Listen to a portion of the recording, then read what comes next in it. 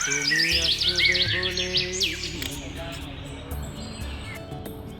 তুমি আসবে বলে।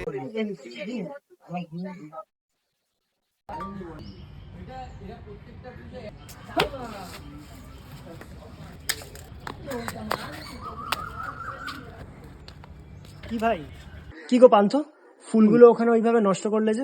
আপনি কে?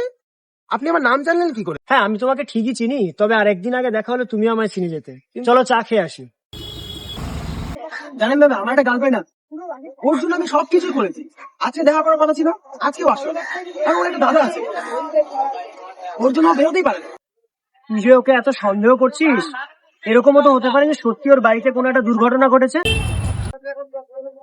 চলো, আজকে আর আমার সময় নেই, আমি আসছি। তোমার সঙ্গে আবার পরে দেখা হবে। দাদা, তোমার নামটা? অর্জুন। আচ্ছা। অর্জুন চক্রবর্তী। জানিস পান্থ, আমার দাদা আর নেই। হ্যাঁ, কি বলছিস তুই? হ্যাঁ রে, ঠিকই বলছি।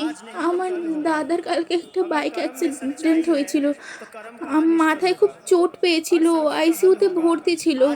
আরে, আমাকে একবার ফোন করে জানাবি তো। আচ্ছা, ও কি ফর্সা মতো দেখতে, রোগা মতো ছিল, আর ডান চোখের দিকে একটা তিল ছিল? হ্যাঁ, কিন্তু তুই কি করে জানলি? তুই তো ওকে কখনো দেখিসনি।